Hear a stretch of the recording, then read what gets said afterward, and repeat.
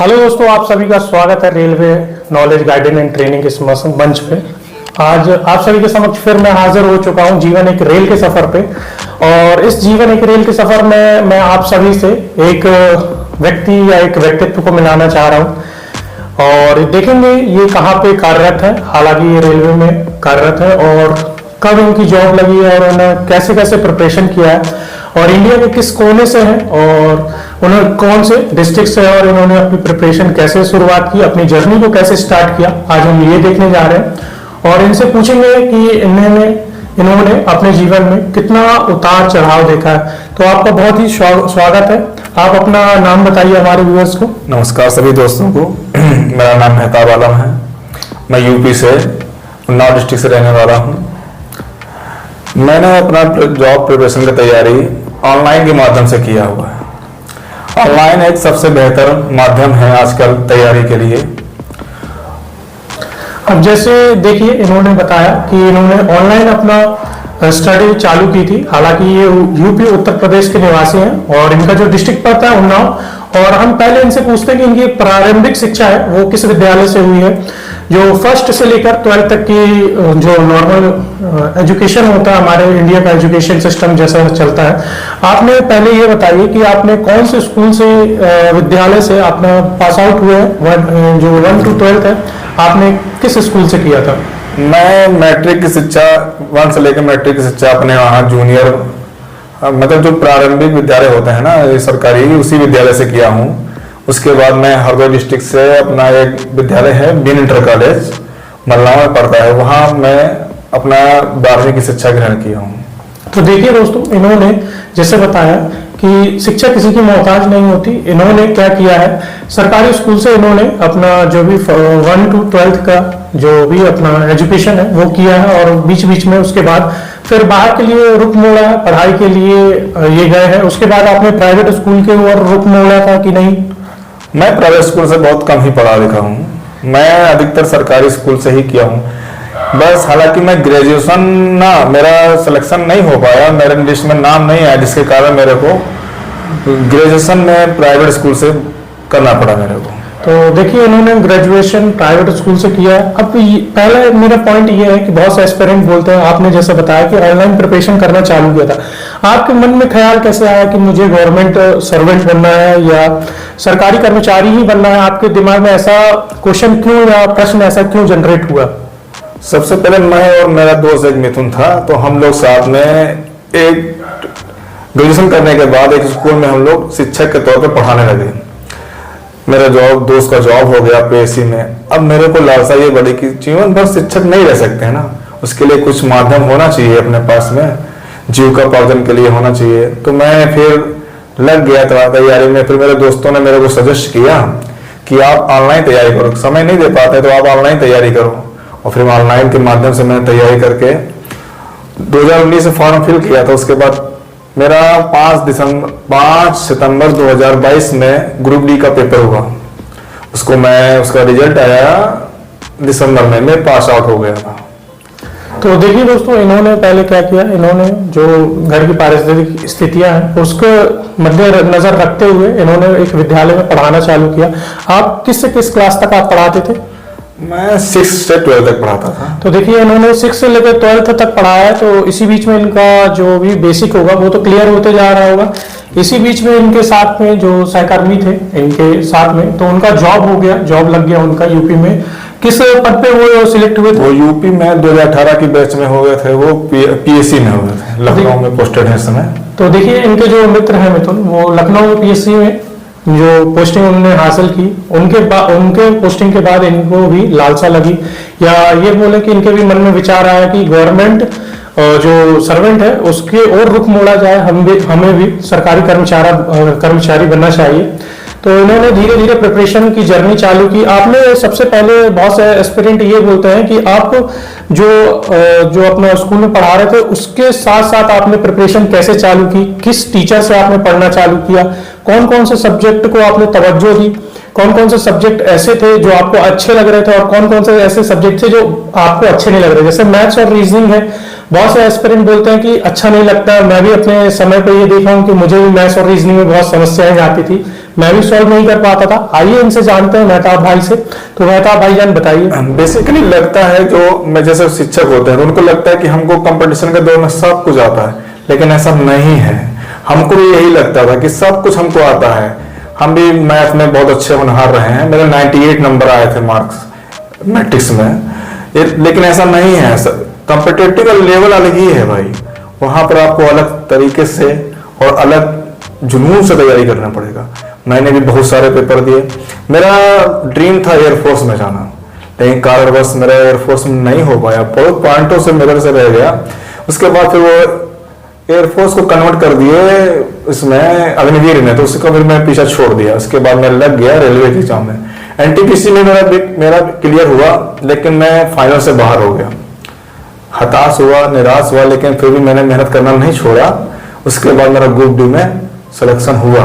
तो देखिए दोस्तों, इन्होंने बताया, मेहताब भाई ने बताया जैसे कि ये पहले जो अपना आर्मी के थे, एयरफोर्स के लिए प्रिपरेशन कर रहे थे। हालांकि हमारे यूपी और बिहार के जो भी एस्पिरेंट या स्टूडेंट होते हैं बहुत ही ज्यादा प्रयास करते हैं कि किसी भी प्रकार से आर्मी, एयरफोर्स, नेवी और जो थल सेना उसमें जाने का ज्यादा प्रयास करते हैं। अगर मिल जाए एक कम एज में एक अच्छा अपॉर्चुनिटी मिलता है, तो इन्होंने भी प्रयास किया एयरफोर्स के लिए। हालांकि ये कुछ पॉइंटों के माध्यम से छूट गए, इनका नहीं हो पाया।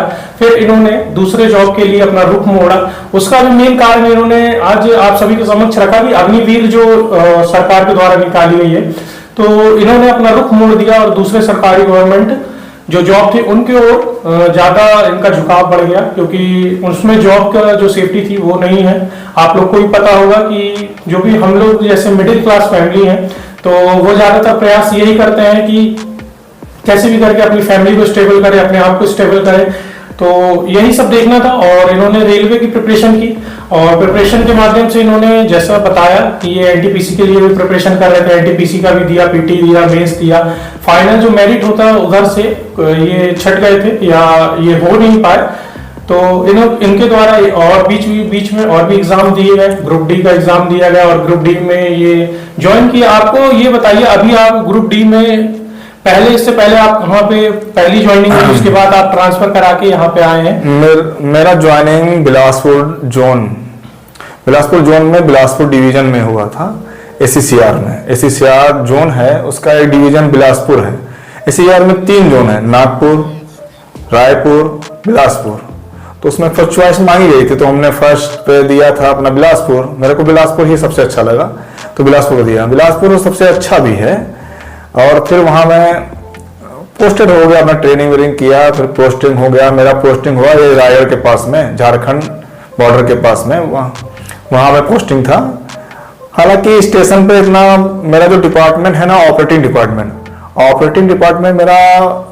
मेरा पद जो डिपार्टमेंट है ऑपरेटिंग है, मेरा पद है पॉइंट्समैन, जिसको हिंदी में कहते हैं कांटे वाला। तो देखिए दोस्तों, इन्होंने जो ग्रुप डी में ज्वाइनिंग प्राप्त की, पॉइंट्समैन के रूप में ज्वाइनिंग प्राप्त की। आप लोग बहुत सारे स्टूडेंट या एस्पिरेंट ये बोलते हैं ग्रुप डी में, जैसे पहले के समय में 16-17 पोस्टें थी, जिसमें एक मेडिकल अटेंडेंट भी होता था, हॉस्पिटल अटेंडेंट के रूप में, उसको भी अब बंद कर दिया गया है। अभी पॉइंट्समैन है। ज्यादातर बच्चे या एस्पिरेंट ये प्रयास करते कि हमें पॉइंट्समैन मिल जाए। अब मेरा एक प्रश्न है मेहताब जी से कि पॉइंट्समैन ही क्यों? क्या इसमें डिपार्टमेंटल वैकेंसीज आती हैं? इसमें क्यों बच्चे ज्यादा प्रेफर करते हैं कि हमें पॉइंट्समैन में ही जाना है? ट्रैकमैन की अपेक्षा पॉइंट्समैन क्यों बेटर समझते हैं लोग? पॉइंट्समैन में आने के लिए आपको कोई सारे क्राइटेरिया से गुजरना पड़ेगा। हालांकि सबसे कठिन होता है मेडिकल। यदि आपका पॉइंट्समैन में जाना है तो आपको मेडिकल A2 होना चाहिए, मतलब 6/6 है तो ठीक है, मतलब 6/9 से कम नहीं होना चाहिए, चश्मा लगा नहीं होना चाहिए। और pointsman as a king job है, मतलब कि आप किसी भी यहाँ पॉइंट्समैन में अगर है तो आप स्टेशन मास्टर ही बन सकते हैं। LDC के एक आता है, लिमिटेड डिपार्टमेंटल कोटा होता है, उससे आप station master, TT, TC, train manager, बहुत सारी अपॉर्चुनिटीज मिलती हैं। ये सभी को लिए अपॉर्चुनिटी नहीं है, ये केवल ऑपरेटिंग डिपार्टमेंट के लिए अपॉर्चुनिटी रहती है। अब देखिए दोस्तों, जैसे इन्होंने बताया कि ये पॉइंट्समैन में वर्तमान में कार्यरत है। वर्तमान में इनका स्टेशन बिलासपुर से, ये ऑन रिक्वेस्ट नहीं, हालांकि म्यूचुअल के माध्यम से ये आए हैं।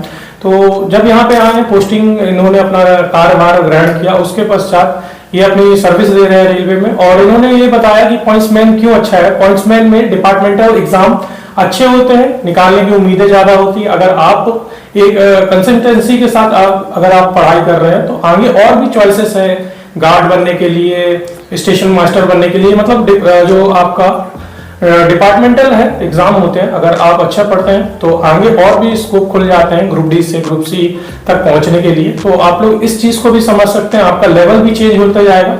अब हम इनसे स्टडी के लिए पूछते हैं कि इन्होंने पढ़ाई किस स्तर से की है, कौन से सब्जेक्ट को इन्होंने पहले तवज्जो दिया, या हम ये बोले कि पहले किसको मजबूत करने का इन्होंने प्रयास किया है, वो हम जानते हैं। और किस टीचर से इन्होंने पढ़ा है, कितना अपने क्षेत्र में या नॉर्मली जो कंपटीशन की कोचिंग होती है वहां पे इन्होंने पढ़ा है।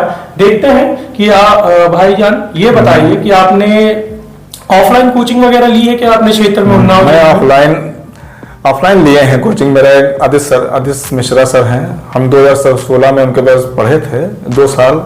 फिर बच्चों की संख्या घटती गई है तो फिर मैंने ऑनलाइन ज्वाइन कर लिया। ऑनलाइन में मेरे को समय भी बचत होता था, जैसे कोई क्लास छूट जाती थी उसका हम बाद में अपना पढ़ सकते थे, क्योंकि हम उस समय पढ़ाते भी थे। फिर उसके बाद मैं एक कोचिंग में पढ़ाने भी लगा, मिशन कोचिंग में अपने पढ़ाने भी लगा। उसमें मैं रीजनिंग वगैरह पढ़ाता भी था।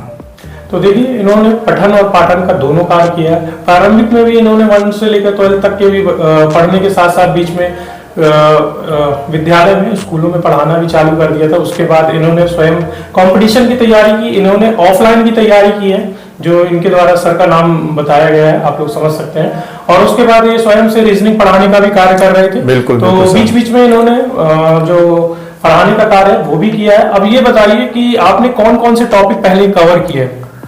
मेन सब्जेक्ट तो मैथ तो मैन है भाई सर। तो देखिए दोस्तों, इन्होंने पहले मैथ्स में जोर दिया। तो मैथ्स के लिए आपने किस टीचर को प्रेफर किया, किस टीचर से पढ़े? ऑफलाइन को तो बोले तो मेरे आदित्य मिश्रा सर हैं, और ऑनलाइन में बोले तो मैं पढ़ा हूँ एग्जामपुर के एक सर थे अभिनंदन सर, उनसे मैं बेसिक की तैयारी किया हूँ। तो देखिए दोस्तों, इन्होंने एग्जामपुर जो ऐप है उनके माध्यम से भी इन्होंने पढ़ाई की। उनका चैनल भी है यूट्यूब में, आप लोग समझ सकते हैं। तो इन्होंने वहां पे भी मैथ्स पढ़ा है। उसके बाद आपने कोई और सर को प्रेफर किया? जैसे ऑनलाइन में क्या है, आजकल बहुत से टीचर हो जाते हैं तो क्राउड ज्यादा है, किस टीचर से पढ़ना है किस टीचर से नहीं पढ़ना है, तो आपने और किसी टीचर को प्रेफर किया? आजकल बच्चों का यही है, सेलेक्ट नहीं हो पाता। टीचर को बच्चे देखते हैं। पहले मैंने बेसिक अपना अभिनंदन सर से पूरा किया, उसके बाद मैं फिर साहिल सर से पढ़ा, वहां से तैयारी अच्छा हुआ तो फिर और आदित्य रंजन सर से भी पढ़ा। मतलब जो बेसिक कमजोर था तो इन लोगों को मैं समझ में नहीं आता था हम लोगों को, लेकिन फिर जैसे जैसे बढ़ता गया और अपना प्रैक्टिस के माध्यम से बढ़ता गया तो फिर सर जान सकते हैं आपकी अपना बढ़ता लेवल तो समझ में आ ही जाता है। तो देखिए दोस्तों, इन्होंने 2-3 सरों का नाम बताया कि ऑनलाइन भी इन्होंने ज्यादा समय व्यतीत किया, लाइब्रेरी वगैरह ज्वाइन किया। जैसे आजकल के बच्चे ज्यादा नहीं सर, इतना समय नहीं मिल पाता था कि लाइब्रेरी ज्वाइन करें। पढ़ाने के साथ साथ मैं अपना घर पे पढ़ते भी थे, बस ऑनलाइन ही पढ़ते, अपना कोर्स वगैरह सब्जेक्ट वगैरह अपना अच्छे से कवर करते थे। तो देखिए इन्होंने अपना सब्जेक्ट वगैरह कवर किया। और जैसे लाइब्रेरी के लिए है, आजकल बहुत से बच्चे बोलते हैं कि सर मैं लाइब्रेरी ज्वाइन करूं, या भैया मैं लाइब्रेरी ज्वाइन करूं कि नहीं करूं। पर एक बात है कि अगर आपके क्षेत्र में पास में है तो ठीक है, अगर दूर में है तो अपना समय जरूर बचाइए और एक रूम में बंद होइए और आराम से अपना पढ़ाई करते रहिए, आपको मंजिल आपकी जरूर मिलेगी। अगर हम रीजनिंग की चर्चा करें तो आपने रीजनिंग किससे पढ़ा? रीजनिंग हमारे एग्जामपुर में सर थे दीपक सर, बहुत ही अच्छा उनका लहजा था, बोलने का तरीका बहुत अच्छा था, बहुत अच्छा पढ़ाते थे। मैं दिल से उनको धन्यवाद करता हूँ, बहुत अच्छे सर थे। उन्होंने पूरा रीजनिंग में हमको माहिर बनाया हुआ। आज कोई क्वेश्चन लाइए मेरे से कोई न गलत होगा। तो देखिए दोस्तों, इन्होंने रीजनिंग के लिए एग्जामपुर में दीपक सर है, उनको प्रेफर किया। आप लोग के ऊपर है, हर स्टूडेंट का अपना अपना फ्लेवर होता है, हर टीचर हर स्टूडेंट। हालांकि वो एग्जामपुर अब छोड़ दिए हैं, सभी टीचर अब एग्जामपुर छोड़ चुके हैं। पहले एग्जामपुर बहुत अच्छा चैनल हुआ करता था, हर अपना टीचर अपना चैनल बनाना चाहता है और अपना प्रिपरेशन देना चाहता है। तो ठीक है, कोई बात नहीं। जैसे इनके द्वारा बताया गया कि उन्होंने अपना जो YouTube चैनल है उनसे हट गए, अपना स्वयं का चैनल ओपन कर लिया। ठीक है, अच्छी बात है। सबको अपना अपना अपने आप को परखने का है, अधिकार है अपने आप को कि प्रूव करें लोगों के सामने कि हमारे अंदर भी क्वालिटी और एबिलिटी है। जिस प्रकार आपने अपनी क्वालिटी और एबिलिटी के माध्यम से जॉब हासिल की, आप वर्तमान में पॉइंट्समैन में कार्यरत हैं और ये बताइए हमारे व्यूअर्स को या हमारे एस्पिरेंट या हमारे छोटे भाइयों को कि आपका वर्क क्या है, पॉइंट्समैन में काम क्या करना पड़ता है? क्योंकि बहुत से बच्चे बोलते हैं सर मैं ट्रैकमैन में नहीं जाना चाहता, मैं पॉइंट्समैन में जाना चाहता हूँ। पॉइंट्समैन में काम क्या है, वर्क क्या है? एज ए पॉइंट्समैन जी, पॉइंट्समैन में 3 प्रकार का वर्क हो 3-4 प्रकार का वर्क होता है, एग्जैक्टली नंबर नहीं याद है। जी, देखिए जैसे आप स्टेशन पे हैं, स्टेशन पे आपको सिग्नल एक्सटेंड करना पड़ेगा। अच्छा, सिग्नल हाँ, सिग्नल आपको एक्सटेंड करना है। ग्रीन मतलब जब आप गाड़ी जाती है पास होती है तो आपने मास्टर को दिखाया ये कि हम आपका गाड़ी मतलब कि निरीक्षण कर रहे हैं, और जैसे ही लास्ट में गार्ड से सिग्नल एक्सचेंज होगा तो गार्ड को आपने सिग्नल ग्रीन दिया क्योंकि आपका गाड़ी सुरक्षित जा रहा है। ये तो हो गया स्टेशन पे, ये तो स्टेशन का। साइडिंग लाइन में आपको गाड़ी अगर आपका पोस्टिंग है तो वहां पर आपको गाड़ी प्लेस करना है, गाड़ी रेडी करना है, निकालना है। कोई वर्कलोड ज्यादा नहीं है, बहुत नॉर्मली वर्क है। 8 घंटे की ड्यूटी जहाँ है वहाँ 3-4 घंटे ही वर्क करना पड़ता है। और एक जैसे यार्ड है, अब यार्ड में संटिंग का काम होता है। संटिंग का काम क्या है, गाड़ी आती है उसमें CNW स्टाफ की तरह गाड़ी एग्जामिन की जाती है, उसके बाद एक नोटिफिकेशन पूरा दिया जाता है, उसमें सिक गाड़ी और फिट गाड़ी को काट के अलग किया फिर उसमें लगाया जाता है। यही सेंटिंग कार्य होता है। देखिए दोस्तों, इनके द्वारा 3 मेजर काम बताए गए हैं पॉइंट्समैन में क्या काम होता है। अगर आप स्टेशन में कार्यरत हैं तो आपका काम झंडी दिखाना है, आपको झंडी दिखाना पड़ेगा, रेड एंड ग्रीन जो इनके पास रहती है, उपलब्ध रहती है। तो ये अपने हिसाब से देखते हैं और बताते हैं, जैसे इनको आदेश मिलता है तो गाड़ी को रवाना करते हैं, चाहे वो एक्सप्रेस हो चाहे मालगाड़ी हो और चाहे वो पैसेंजर, किसी भी प्रकार के जो हमारे रेलवे में वाहन चलते हैं, जो रेलगाड़ियां चलती हैं वो होते हैं, तो वो उनको जाने देते हैं और दिशा सूची बता देते हैं अपने झंडे के माध्यम से। उसके बाद इन्होंने दूसरा कार्य बताया, उसके बाद आपने बताया क्या, जैसे पॉइंट फेलियर होता है तो वहां भी आपको जाके चेक करना है। जब तक एसएनटी स्टाफ आएगा तो उसके पहले आपको ही जिम्मा लेना है, जाना है, देखना है और उसकी सूचना स्टेशन में दे देना है। चलिए, उसके बाद इनके द्वारा बताया गया यार्ड का वर्क। यार्ड में आपको क्या होता है, जो मालगाड़ियां होती हैं, ध्यान दीजिए, मालगाड़ियां वो होती हैं जिनके ऊपर कोयला वगैरह और बहुत प्रकार की मालगाड़ियां होती हैं, कोयला वगैरह लोड होके जाता, आप लोग ने देखा होगा, ज्यादातर वही देखते हैं। तो उसमें से क्या होता है कि CNW स्टाफ वो वैगनों को चेक करते हैं। जब यार्ड में पूरा 56 गाड़ियों का एक रैक होता है तो वो वैगन आते हैं तो उसको CNW स्टाफ देखता है, जिसमें फिटर, वेल्डर और हेल्पर रहते हैं। इन लोगों की कम से कम 5 से 7 लोगों की गैंग बनाई जाती है, CNW स्टाफ देखता है। उसमें से गाड़ियों को सिक और फिट करना इनका कार्य होता है। तो सिक में क्या होता है और फिट में क्या होता है? फिट ऐसी गाड़ियां होती हैं जिनको आगे जाने का अवसर मिलता है, और जो सिक होती है तो पॉइंट्समैन के द्वारा वो गाड़ियां काटी जाती है। अब ये बताइए कि वो गाड़ियों को आप प्लेस कैसे करते हो? उस रेलवे के लैंग्वेज में उसको प्लेस करना बोलते हैं या गाड़ियों को अलग करना, डिटैच करना बोलते हैं। तो ये बताइए गाड़ियों को प्लेस कैसे करते हैं? हमारा 5 लोग का स्टाफ होता है, उसमें एक सेंटिंग मास्टर होता है जी। अब बचे 4 अन्य मास्टर। तो एक स्टाफ हमारा इंजन ड्यूटी के लिए आता है, ठीक।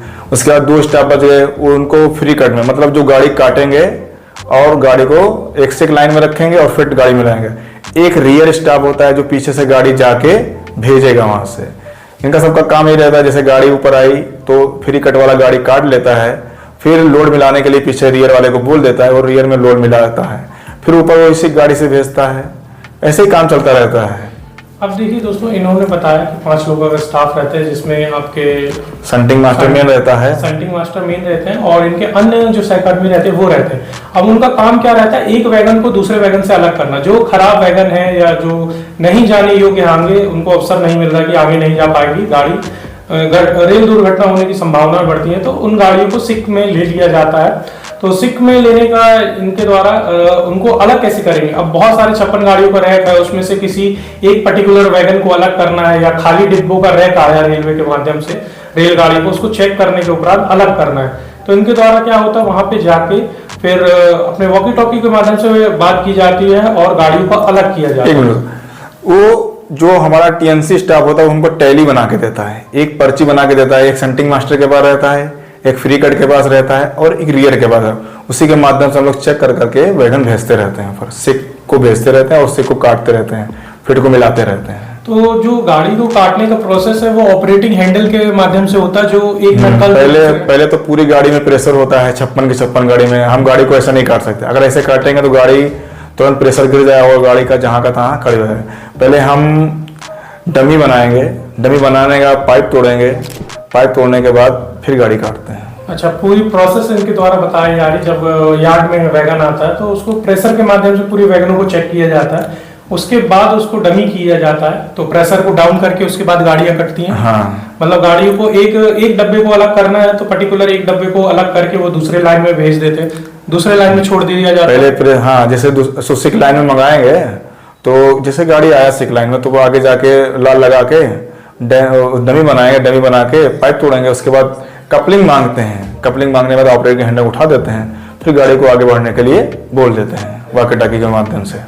तो देखिए दोस्तों, इनको जो वॉकी टॉकी के माध्यम से इनके द्वारा आदेश मिलते हैं समय समय पे, तो उसका पालन करना पड़ता है। एक इनका स्टाफ इंजन में भी रहता है। कभी आपने इंजन में ड्यूटी की है? हाँ, किया है ड्यूटी। तो इंजन में आपको क्या करना पड़ता है? इंजन का कोई खास काम नहीं, इंजन का बहुत सरल उत्तम काम है। आपको ले जाकर पावर जोड़ देना है और प्रेशर खोल देना है। तो पावर जोड़ना और खोलना है, तो आप एक प्रकार से लोको पायलट के साथ रहते हैं उनके? हाँ, एक सेंटर महोदय रहते हैं और एक मैं रहता हूँ। अच्छा, तो उनके द्वारा जो भी आदेश मिलता है तो उस हिसाब से ये अपना कार्य करते रहते हैं। और अगर हम ये जीके जीएस की अगर आपसे बात करें काम के अलग में, तो आपने जो जीके जीएस है उसके लिए किस सर को प्रेफर किया, या किस सर से आपने पढ़ाई की, या किसी क्षेत्रीय कोचिंग में आपने या संस्थान से आप जुड़े कि आपका जीके जीएस इतना बढ़िया हुआ? जीके जीएस तो मैं ऑनलाइन ही पढ़ा हूँ। कभी कुमार गौरव सर से करंट अफेयर के पढ़ने के साथ साथ उनके जीके जीएस ही पढ़ लेता था और अपनी प्रिपरेशन किए हैं। तो देखिए दोस्तों, इन्होंने करंट के लिए कुमार गौरव सर का नाम बताया। आज तक हम लोग भी बीच बीच में उनके द्वारा क्लासेस वगैरह देख लेते हैं। करंट ऐसी चीज़ है कि जो हमेशा देखते रहना चाहिए, तो देश विदेश का हाल आप लोग को भी पता चलता रहेगा। आप भी अपने बाल बच्चों को भी समझा सकते हैं, या अपने घर में फैमिली में किसी को भी समझा सकते हैं, पेरेंट्स को, कि बाहर युद्ध की स्थिति है या बाहर की स्थिति ऐसी है तो हमारे भारत में कंडीशन ऐसी बनेगी। तो ये सब चीज़ें हैं, करंट वगैरह देखते रहना चाहिए। और मैथ्स के लिए इन्होंने बताया और रीजनिंग के लिए इन्होंने बताया कि एग्जामपुर में दीपक सर हैं, उनका तहे दिल से धन्यवाद करते हैं। अगर आप वीडियो देख रहे होंगे तो ज़रूर हमसे कांटेक्ट कीजिएगा सर, हम इनका नंबर या पर्सनल डिटेल इनकी देंगे तो आप उनसे ज़रूर वार्तालाप कीजिएगा, अपने चैनल के माध्यम से भी उनको मिलवाइएगा। और भी एस्पिरेंट हैं जो भी प्रिपरेशन कर रहे हैं या आगे की रणनीति बना रहे हैं कि कैसे हमें गवर्नमेंट जॉब पाना है, तो आज हमने एक ग्रुप डी की पोस्ट देखी जिसका नाम पॉइंट्समैन है, और आप लोग समझ चुके होंगे पॉइंट्समैन का काम क्या है। ज़्यादा हेक्टिक जॉब नहीं है, वैगनों को तोड़ना या काटना, जो अलग करना, डिटैच बोला जाता है रेलवे के माध्यम में, रेलवे की लैंग्वेज में डिटैच किया जाता है। कुछ स्टाफ इंजन में भी रहते हैं, इंजन में भी इनके द्वारा या वॉकी टॉकी के माध्यम से इनको जो आदेश मिलता है इंजन को अटैच मतलब वैगनों से जोड़ना है या हटाना है, वो आदेश मिलता है तो ये अपने ALP लोको पायलट उनको बताते हैं या समझाते हैं या झंडे के माध्यम से बताते हैं। तो इस प्रकार का इनका वर्क है। और इनके द्वारा जो डिपार्टमेंटल जॉब के बारे में भी बताया गया कि डिपार्टमेंटल जॉब में ये वैकेंसीज आती रहती है, तो अगर आप प्रिपरेशन कर रहे हैं तो आप ज़रूर निकल जाएंगे। और जीवन इस एक रेल के सफ़र में मैं फिर समय समय पे आपसे मुलाकात करता रहूँगा। ऐसे ही धीरे धीरे करते मैं सब पोस्टों को लेके आऊँगा ग्रुप डी की, और चर्चा करेंगे, और ये चर्चा का विषय हमारे साथ बना रहेगा। और फिर मुलाकात होगी, तब तक के लिए जय हिंद, वंदे मातरम। नमस्कार दोस्तों।